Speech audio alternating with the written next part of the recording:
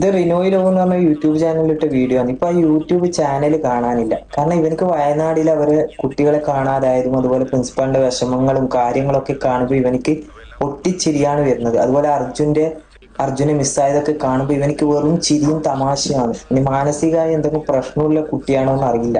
ഇവനെ അറിയാവുന്ന ആരെങ്കിലും ഉണ്ടെങ്കിൽ ഒന്ന് കണ്ട് ഉപദേശിക്കുക. കാരണം നമ്മുടെ നാട്ടിലെ ചെറിയ പിള്ളേർ വരെ അവർക്ക് വിഷമം വന്ന് അവരുടെ പണ്ടാരും അതുപോലെ അവരുടെ കമ്മലൊക്കെ വിറ്റിട്ട് വയനാടിനെ സഹായിക്കാൻ ശ്രമിക്കുമ്പോൾ ഇവന് എന്തായാലും മാനസികമായി എന്തെങ്കിലും പ്രശ്നമുള്ള ഒരു കുട്ടിയായിരിക്കും, അല്ലാതെ ഇങ്ങനെ ഒരു വീഡിയോ പോസ്റ്റ് ചെയ്യില്ല. പക്ഷെ അവന് അത് വൈറലായി എന്ന് കണ്ടപ്പോഴത്തേക്ക് യൂട്യൂബ് ചാനലും പൂട്ടിയിട്ട് അങ്ങ് പോയി. എന്തായാലും ഇവനെ അറിയുന്ന ആരെങ്കിലും ഉണ്ടെങ്കിൽ ഒന്ന് മെൻഷൻ ചെയ്യുക, അല്ലെങ്കിൽ അറിയുന്ന ആരെങ്കിലും നേരിട്ട് പോയി അവനെ ഒന്ന് വേണ്ട രീതിയിൽ ഒന്ന് ഉപദേശിക്കുക. ഇവനെന്ത് വിളിക്കണ്ടേന്ന് അറിയുന്നില്ല. മൃഗങ്ങൾ വിളിക്കാൻ പറ്റുമോ? പട്ടിയോ പൂച്ചയോ? അതിന് വരെ വിഷമമുണ്ട്, നമുക്ക് കാണാൻ പറ്റും.